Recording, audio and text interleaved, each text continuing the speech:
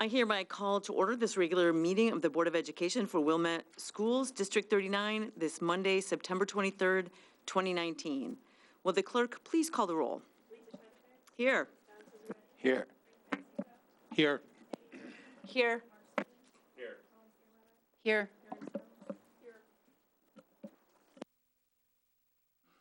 Tonight's board meeting will only be televised for the first 15 minutes as the Village Board is hosting a special meeting on the stormwater utility fee. The District 39 board meeting will still be recorded for a later broadcast date.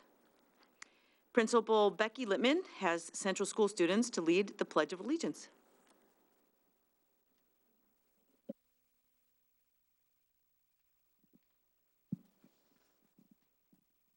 We are certainly honored to be standing here before you. We are actually 4 students who attended the Tech 2019 conference in May of this last spring, and Mrs. Lauren Wysocki attended the conference in Springfield with these 4 students. She apologizes she's not able to be here tonight. But this event was a one-day event held in the rotunda of the Illinois State Capitol in Springfield, so everyone could see firsthand how technology is being integrated into classrooms across Illinois. So our students represented the district and Central School, and they're each here tonight to introduce themselves and something they learned and enjoyed at the event. Hi, my name is Nate Butkus. I got to make a speech in front of all the members of Tech 2019 about my podcast, The Show About Science. Hi, my name is Aaron Scott Hilker. I like exploring the state capitol building and seeing the state senators. I was also interviewed on camera with the Dash robot. Hi, my name is Olivia Schwarzkopf. I had fun doing the Spiro because I liked making different shapes with it. Hi, my name is Grace Leaker. I shared the Bee-Bot robot. We had fun racing the robots, and one even rolled into a senator's office. Will you please stand for the pledge? I pledge allegiance to the flag of the United States of America and to the republic for which it stands, one nation, under God, indivisible, with liberty and justice for all.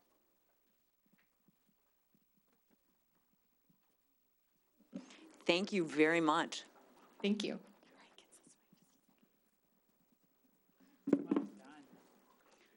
Great job, everybody. I would like to remind everybody that this is a public meeting and we are all amongst neighbors and fellow residents. Appropriate conduct is expected from everyone. We ask that people speak only when called upon, that everyone treat each other kindly and with proper respect, and refrain from distracting behavior such as loud conversations, clapping, cheering, or booing. I seek a motion to approve the minutes. I move to approve the minutes of the August 22nd, 2019 special meeting and executive session, and the minutes of the August 26, 2019 budget hearing, the August 26, 2019 bond hearing, the August 26, 2019 permanent interfund transfer hearing, the August 26, 2019 regular Board of Education and executive sessions meetings. May I have a second? Second. Thank you. The motion has been made and seconded. Board members, are there any comments, errors, or omissions to the minutes? Nope. All those in favor of approving the minutes as submitted, please indicate by saying yay. Yay. Yay. Yay. The motion carries by general consent. This is an opportunity for the audience to address the board. Are there any audience members that would like to speak at this time? Please come forward to the podium. I must remind all guests to use the microphone, state your name and community of residence, and by board directive, you are allowed 3 minutes.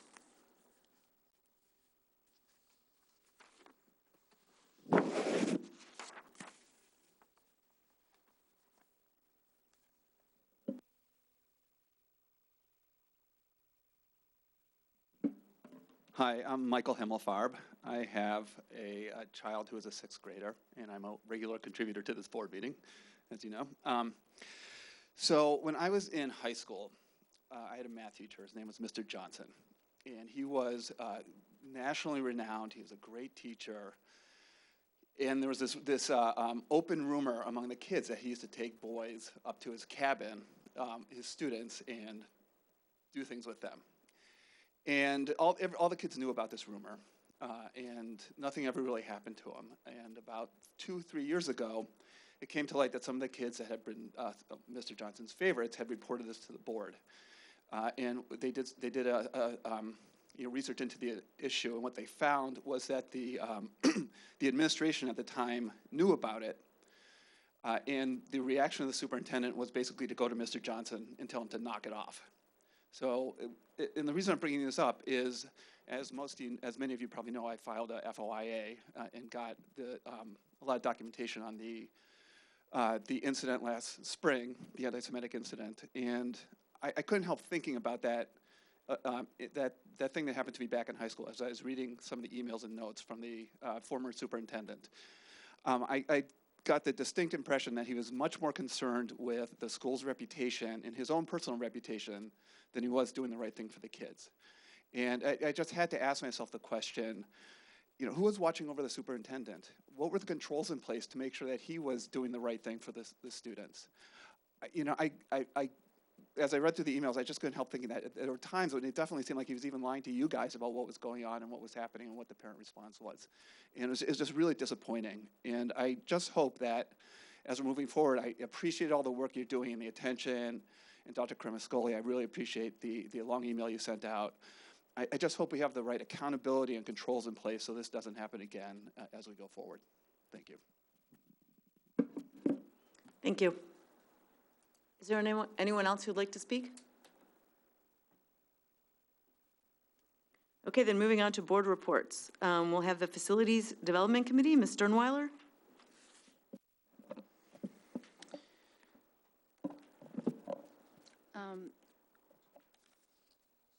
We met and we discussed the construction timeline. We focused on the past month of evaluating the scope of the proposed construction projects that we're working on. And it's been really important to review every project on the timeline to consider how we prioritize them. And as well as the potential impact that the village projects may have and their impact on District 39's projects. Given the village's anticipated stormwater project in the community playfields in the summer of 2020, it makes sense now to move forward with the High Crest Phase 3 construction in the Phase 3 construction in the same summer. High Crest will not be available for students or summer programming during the stormwater construction project, assuming that everything goes forward as planned. By scheduling WJHS second floor air conditioning in the summer of 2021, we would have full access to WJHS in summer of 2020 while High Crest is under construction, and access to High Crest in the summer of 2021 while WJHS is under construction. So as you can see, we've had to move some things around to accommodate. It got pretty confusing actually while we were discussing it, but it does make sense on a timeline now, swapping things around. In order to complete Ramona and Mackenzie kindergarten enrichment construction for 2021 and 22 school year, we would need to start construction in April 2021 now, with completion in August of 2021. Our construction team believes this is very doable, provided we initiate the design phase this spring and plan to award bids by January or February 2021. This option allows us the possibility of offering kindergarten enrichment district-wide within 2 phases over a 2-year period, pending program development and evaluation in the 2020-21 school year. After reviewing the proposed construction timeline, the board expressed support for this plan and requested that the administration invite representatives from the village of Wilmette to make a presentation to the board regarding the proposed stormwater project and fees. As you all know, and as we've seen, that project is massive and has an incredible effect on what happens with our projects. So we are eagerly awaiting that meeting, and we will see. The second thing was, in consideration of the proposed construction timeline, the administration reviewed the proposed construction projects for kindergarten enrichment at Mackenzie and Ramona. The district's plans for both Harper, which is well underway, and Central to be accomplished this summer of 2020 are on schedule and provide the opportunity for the district to offer kindergarten enrichment at both schools beginning in the fall of 2020. The administration reviewed their evaluation of the scope of the projects planned for at Ramona and Mackenzie over the next couple of years. Our architect team presented an overview of the scope of these projects that were planned for Ramona and Mackenzie to accommodate kindergarten enrichment, as well as to address a few of the other needs identified within the buildings.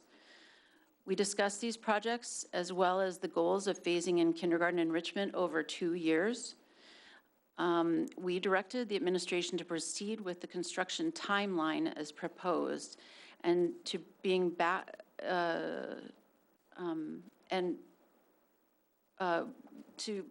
options for registration for discussion with us at the October Committee of the Whole. The administration agreed and indicated that the kindergarten committee would be meeting over the next month and work towards the initial community communication regarding programming options in late October. And that is everything. Thank you. Any questions? Okay. School finance, Mr. Pensica. Oh, no. Oh. President Schneider faves. I am the head of that committee. So as you may recall, in the... All right, I'll stop. Okay, so at the committee it's of the well whole, deserved. Yeah, I couldn't help it. At the committee of the whole, the school finance committee met, and we discussed two things primarily. One was the status of our financials that are coming out in November in final, and I believe that that they were based on July numbers, and that we anticipate a net surplus of about $170,000, and I think it's still pending to be done, finalized, right? I believe. You're going to do a presentation, Ellen, in November, or is the auditor? Yeah, the auditor will come to the Okay. presentation, and so we booked on the financials that are presented with this month's board package Great. that has the pre-audit adjustments we discussed, and if there are any others, which we don't know of at this time, we would present them in November. Okay, thank you. Yep. We also discussed the stormwater utility fee and its potential impact on our financials because it is a substantial amount. And then I think we had some follow-up with the village. We sent them a letter, and we got some correspondence earlier today from the village, which I think not all of us have read yet, but I've read it a couple times. I think you'll find it of interest. And that's it. Thank you very much. Strategy, Mr. Steen. Sure. The Strategy Committee met on September 16th as part of the Committee of the Whole with the other two meetings that have just been reported. Katie Lee presented the final 2019-2020 strategic plan, which she has kept us apprised of, and it's done quite a bit of work leading her team and a number of administrators to put that together. We will have a report on that later tonight, so I won't steal their thunder. Thank you. The Community Review Committee. We're going to move on to liaison reports. Ms. Stone. Yes, the CRC met on September 9th here at the MEC. Their topic for this year is building better partnerships with parents, and they broke into small groups to discuss how partnerships are currently working and what a good partnership might look like. And they discussed, but haven't yet completed, the breaking into 3 subcommittees, which would consist of one that would look at current practices in D39, one that would look at research publications and literature that's out there, and one that would look at practices in similar districts. And the next meeting is on October 7th at 7 p.m. here at the MEC. Thank you. It's a great topic. You've got the next report, Educational Foundation. Yes, the Ed Foundation met on September 18th. They noted at the meeting that the last year was the 25th birthday of the foundation, and that over that 25 years they have gifted over $1 million to the district. For me, the personal highlight was Michelle Weil, who is in charge of the foundation's portion of Science Olympiad, gave a report on the history of Science Olympiad and the current status, and showed a presentation of how last year some kids built a shelter for a homeless person out of PVC piping, cardboard, and a tarp, which was amazing. They have 2 fundraisers coming up. Bingo night is October 4th from 6 to 8 at Highcrest. Tickets are on sale on the website. And the fashion show, Attire to Inspire, is November 13th at Westmoreland Country Club from 7 to 9:30. This is a location change from previous years, and tickets go on sale for that on October 2nd. And then finally, their fall GRIP grant applications are due November 8th. And the next meeting is Wednesday, October 25th, here at the MEC at 7 p.m. Thank you. Now we'll move on to IASB. Ms. Sternweiler. The North Cook Division dinner meeting is being held at Cafe Le Cave in Des Plaines on October 16th with a presentation on equity and educational imperative. Timely subject. I encourage you all to go. And then that will be followed by the upcoming Triple I conference held at the Sheraton Grand, Chicago, November 22nd and 23rd. We still have not received this year's resolutions. I think they're a little late, actually. I was wondering when we were going to get those. But we should be receiving them soon. And we will, once again, review them and bring them to the board and see if we will be voting on them at the Triple I any of them at the Triple I conference. And then one other thing, I just thought I would let everyone know that after Triple I is over, it starts all over again. And there are some things that we have been brought forward on the board that we'll likely be discussing some issues that we may consider drafting for the resolutions committee to consider for next year's vote. So we may be more involved next year as a board. That's all. Thank you very much.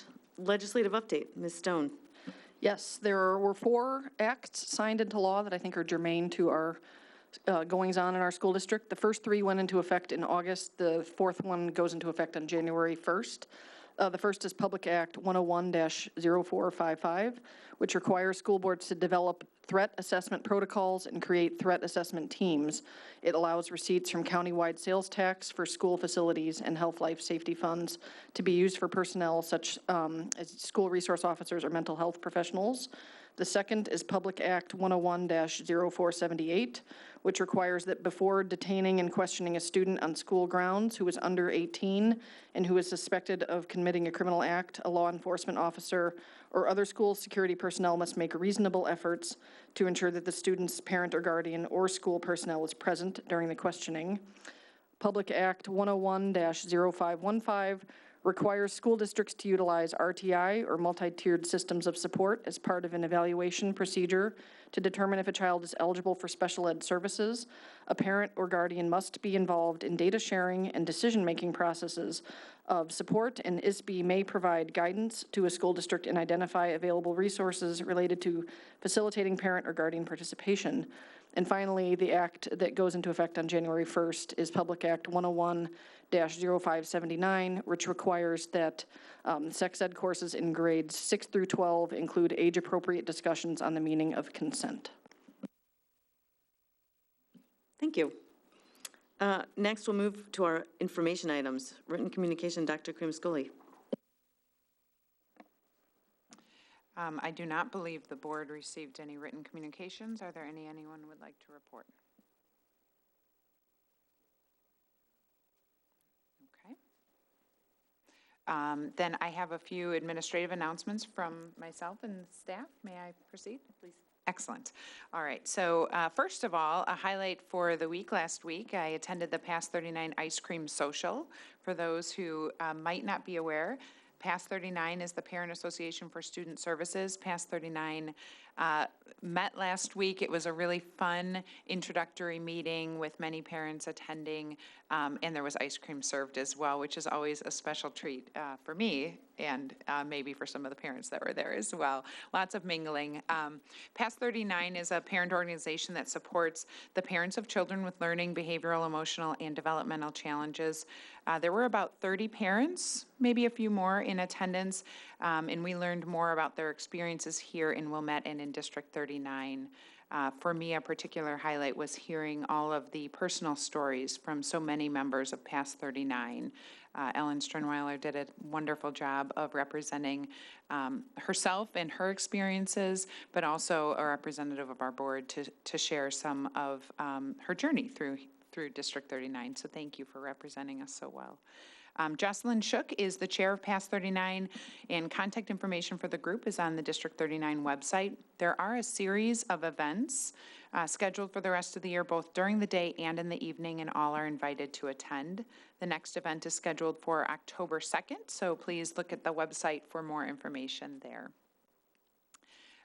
Not on the agenda, but I did want to share with the rest of the board this evening that President Lisa Schneider-Fabes and I attended a legislative breakfast. It was hosted at New Trier by New Trier Township districts last week.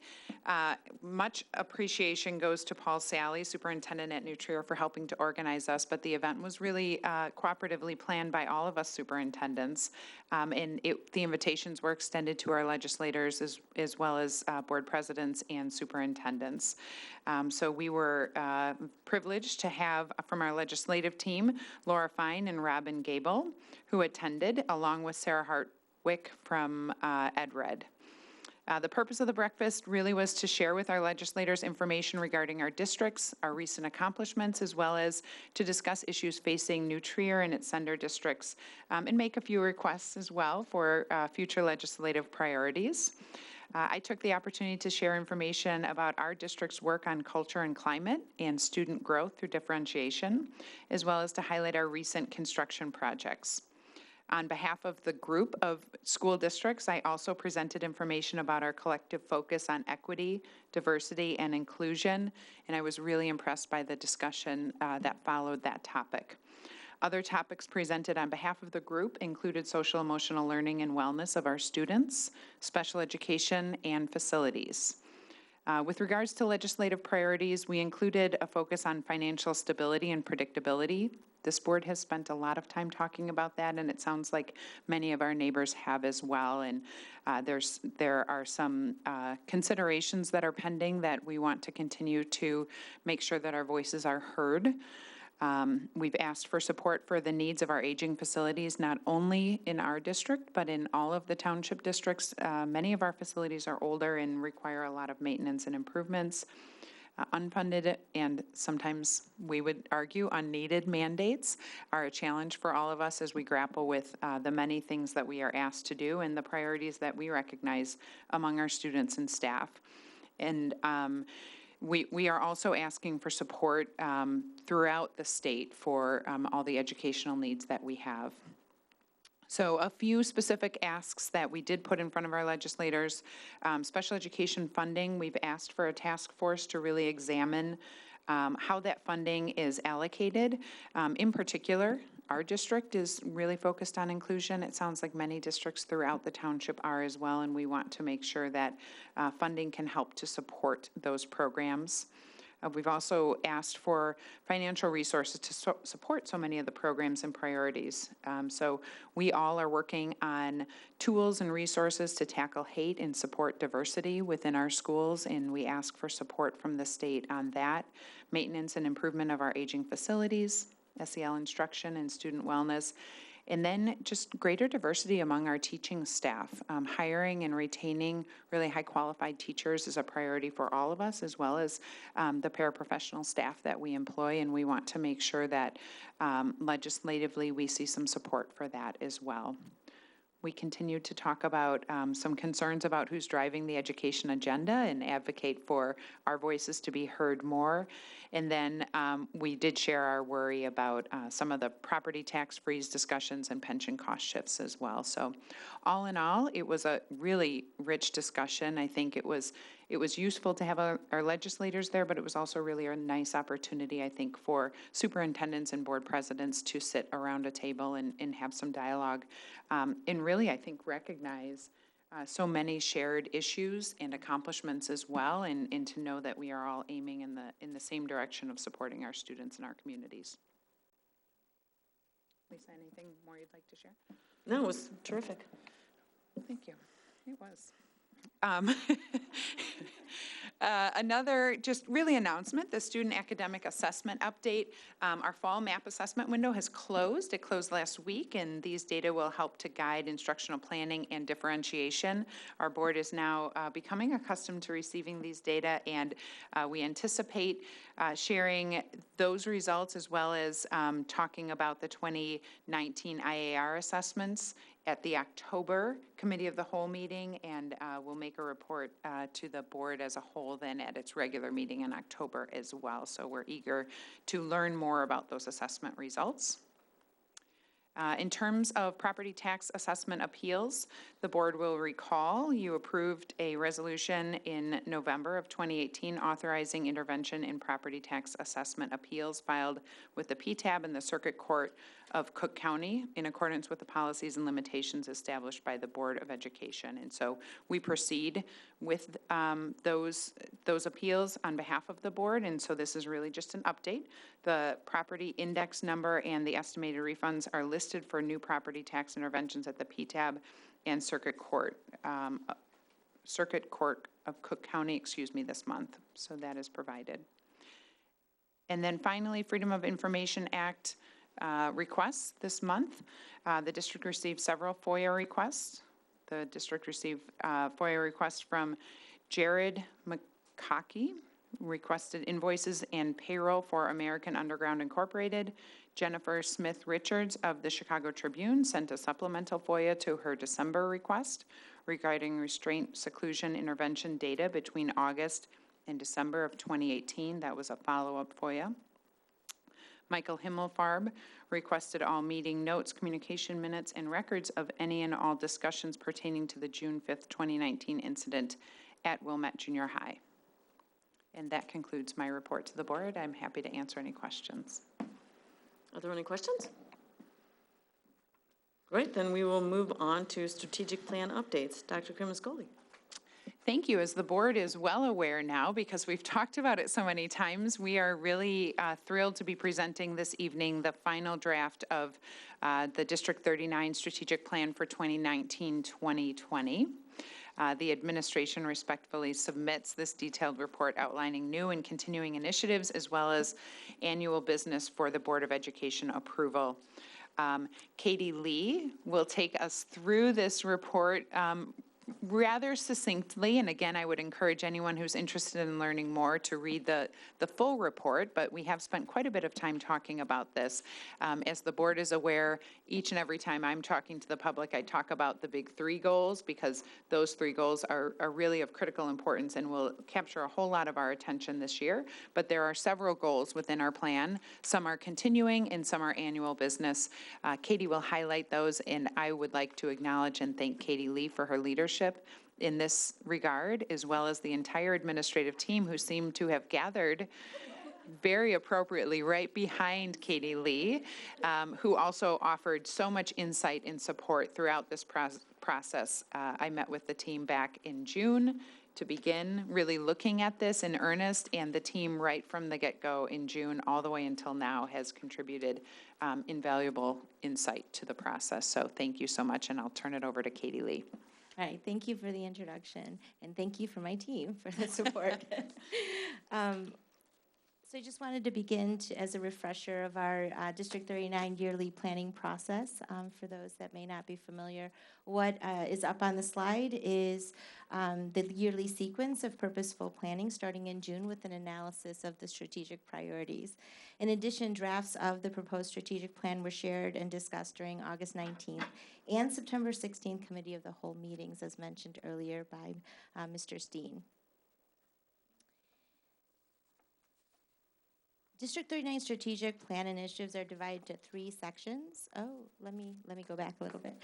Section 1 is the new strategic initiatives, and The initiatives presented in this section are in the early stages of development, so they're a new focus area for District 39. And in Section 2, continuing strategic initiatives, they're presented and have been introduced to the board previously, and these are ongoing focus areas for our district. In annual business, the outcomes presented here are a regular part of the department's responsibilities that we wanted to highlight some of the work that is happening this year. So I'll begin with the new strategic initiative. As Dr. Kremskole shared in the introduction, the administration identified one new area of focus, and it is in the effective integration of technology. District 39 will focus on how to effectively integrate technology as a tool for learning. We'd like to take this opportunity to also thank the members of last year's Community Review Committee for their contributions to the strategic planning process and this initiative in particular. In the next section of the strategic plan, the administration identified 5 ongoing focus areas. The first being delivering a nutritious school lunch program. Last year, a nutrition committee comprised of staff, parents, and administration recommended changes to the existing lunch program. And this year, the recommendations will be implemented, and the data will be gathered in order to determine if the changes improve nutrition standards while being desirable to students.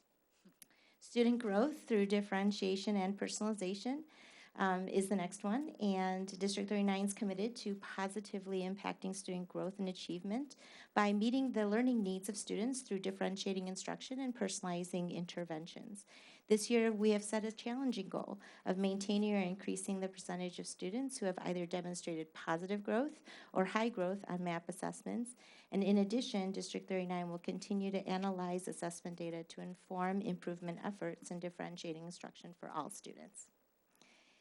Next is designing a kindergarten enrichment program. Last year, the Board of Education approved the first phase of construction at Central School and Harper School to address the need for additional classroom space, and a program development committee began initial planning for the enrichment program. And so this year, we commit to completing the phase construction plan and the kindergarten enrichment programming in time to deliver a fee-based kindergarten enrichment option for implementation fall of 2020.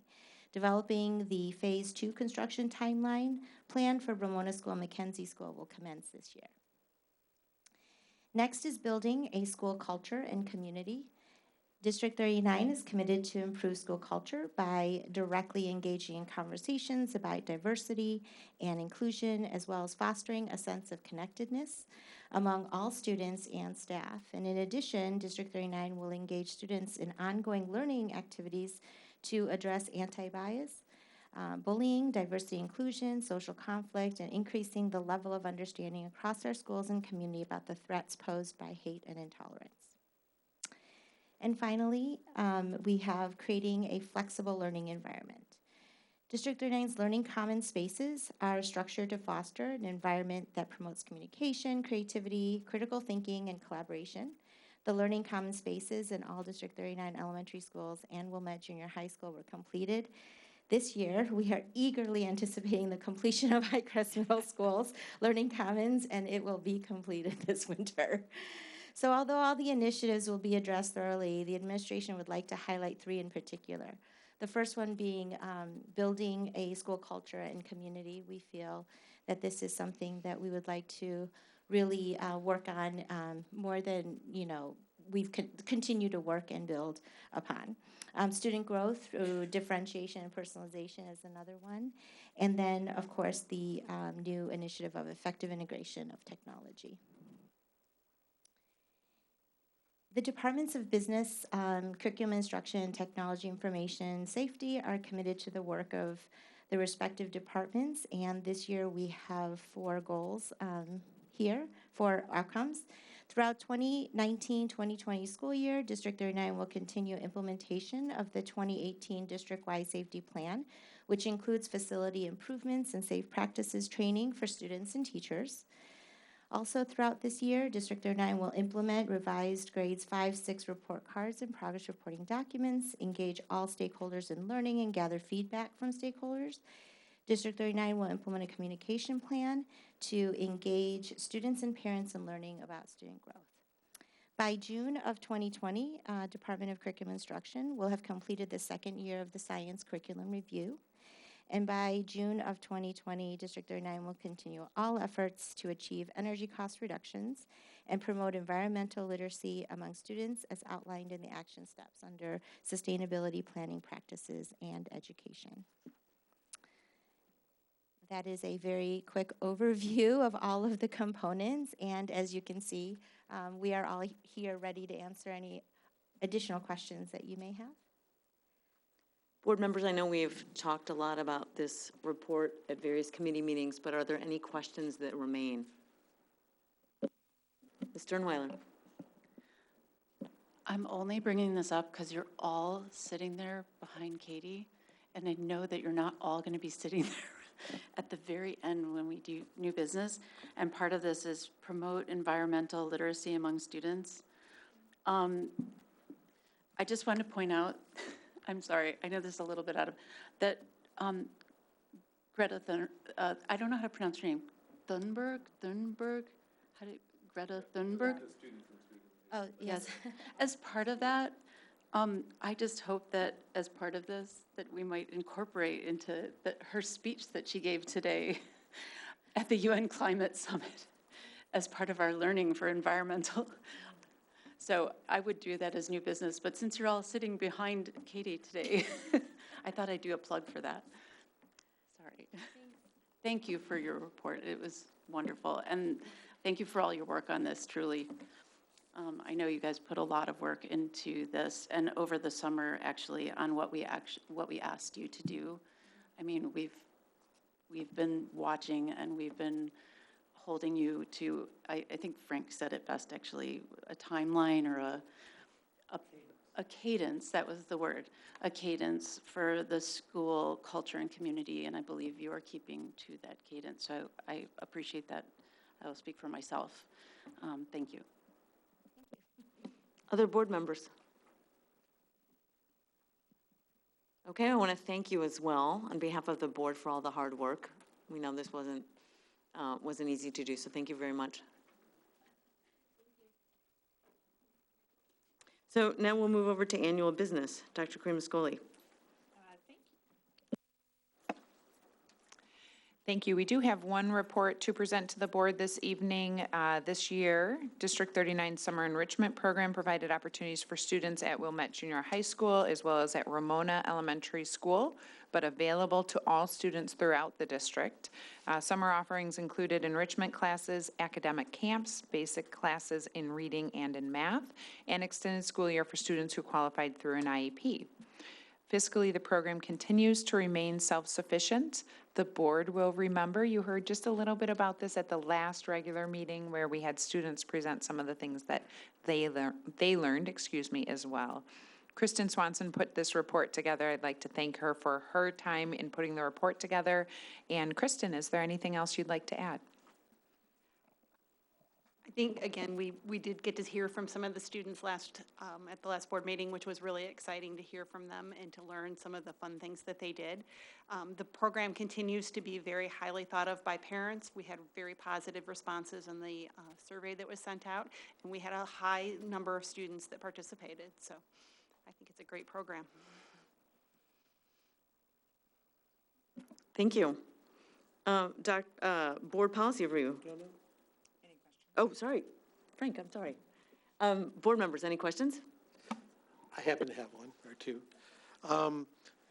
In reading this, first off, this is an ongoing project, so we've heard about it year by year, and I think it's great that this is a net slightly positive, but at least break-even program, because it, as you pointed out, offers a lot of functionality and value, but we want to make sure we do that in a fiscally sound way. So I appreciate that it came in, a little bit better than break even. So that's perfect. And by the way, part of that from past discussions, we purposely cross-funded the transportation because we know that that's important, and the transportation costs are always more expensive than anybody'd be willing to pay for if they weren't at least partially cross-funded. So even with that, we broke even, so I think that's great, and I think that needs to continue to be the goal for the future, as I'm sure it will be. I had a question just because I was trying to figure out the numbers. On page 2, just as an example, it looks like there's 63 classes.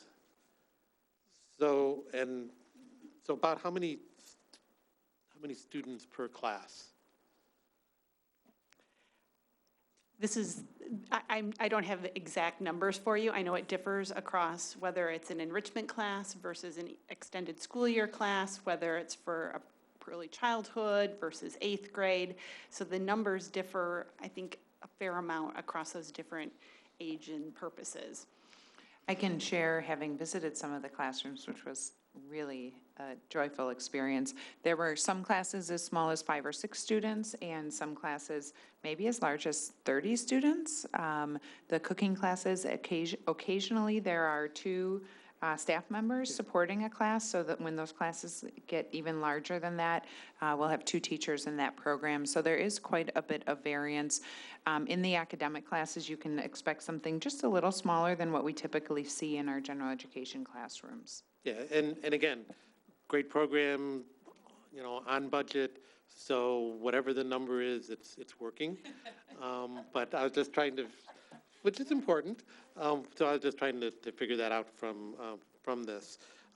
One of the other things that we've talked about in the past is there are some students that are recommended that it would be very helpful if they attended.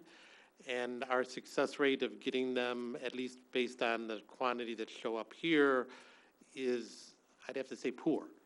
Some of that was because they'd go to other places, whatever, but could you just give kind of an update of, how is it, what we're doing? Is there a way of getting it better? Is it not necessary to get it higher because they're going to lots of other places? Just kind of talk about that. Yeah, so I actually wasn't here for the how we form and recruit for students to attend. So that's something that I'm going to have to look into and learn more about as we go through the year. I do know that the numbers in terms of who's recommended for some of those basic classes the percentage has stayed pretty similar over time. So I don't know exactly who the students are whose families have chosen not to have them attend versus the ones who have chosen to attend. But we will look into that and see if we can find some more information. As you're new in your position, Yep. and Dr. Kremascoli's new, I don't care what the numbers were before. If they can get higher, if it's appropriate for them to be higher, that's obviously the group that would benefit a lot from attending. And if they're doing something else, that's fine. If they're not doing it because they don't feel it's worthwhile, they're not excited about it, we're not telling them about it, whatever. That would be a group that would be nice if we could get higher participation. Thank you. We'll certainly keep that in mind. I know through experience that there are many reasons students don't enroll in summer programming. Sometimes there are some barriers, and we try to remove those as much as possible. And other times, families legitimately choose to spend their summertime in other ways, and sometimes that includes academic enrichment as well, but maybe not in the formal sense of enrolling in a summer program. So we do look forward to this upcoming summer program. We've already started talking about some of the options that we anticipate having available in addition to many of these that have been popular in the past. So thank you. Other board members? Okay, moving on to board policy review. Dr. Kremascoli.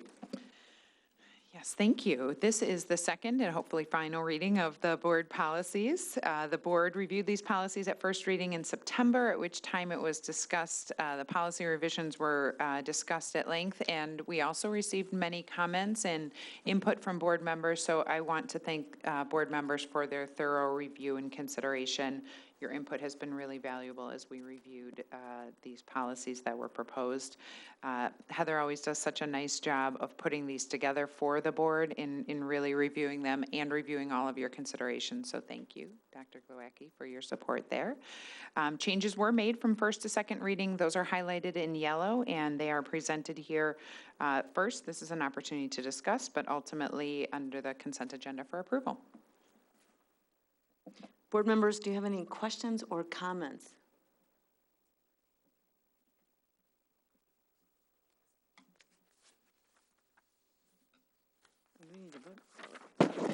This is the second opportunity for the audience to address the board. Are there any audience members that would like to speak at this time? Please come forward to the podium. I must remind all guests to use the microphone, state your name and community of residence.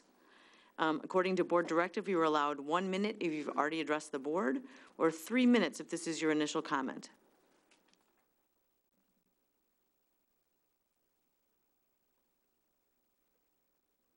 Okay, we will continue with our agenda. Action items, the consent agenda. The next order of business is the consent agenda under the action items. Are there any items that the board would like pulled from the consent agenda? Mr. Panzika, please proceed with the motions. I move to approve the personnel report dated September 23rd, 2019. I move to approve the 2019-2020 District 39 Strategic Plan.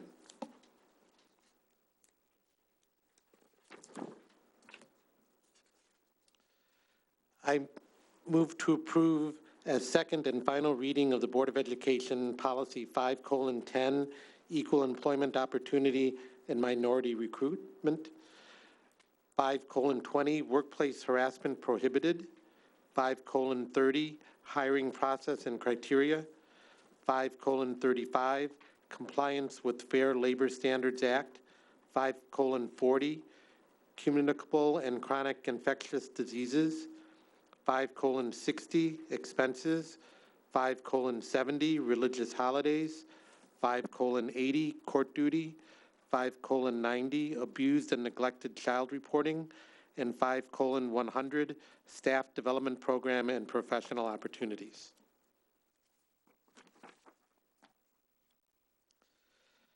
I move to approve the accounts payable for bills listed between August 27, 2019 and September 23, 2019 in the following amounts. Educational Fund, $334,844.85. O&M Fund, $275,306.71. Transportation Fund, $6,250.40. Capital Projects, $1,304,596. Tort, $120. Total all funds, $1,921,117.96. I move to approve the manual checks issued between August 27, 2019 and September 23, 2019 in the following amounts. Educational Fund, $550,940.41. O&M Fund, $2,532.56. Transportation Fund, $552.09. Tort Fund, $1,092, for a total all funds of $555,117.06. May I have a second, please? Second. The motion has been moved and seconded. Would the clerk please call the roll? Yes.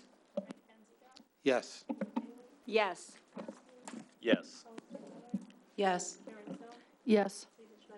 Yes. The ayes have it, motion carried. We'll move on to conference items. Old business. New business. Good and welfare. Then I seek a motion to adjourn to executive session to review executive session minutes for release and executive session recordings for disposal in accordance with policy 2:220. I move to adjourn to executive session to review executive session minutes and executive session recordings for disposal in accordance to policy 2:220. May I have a second? Second. Motion having been made and seconded, will the clerk please call the roll? Yes. Yes. Yes. Yes. Yes. Yes. Yes. Motion carried. We are now adjourned to executive session, and the time is 7:49. The gauntlet was late.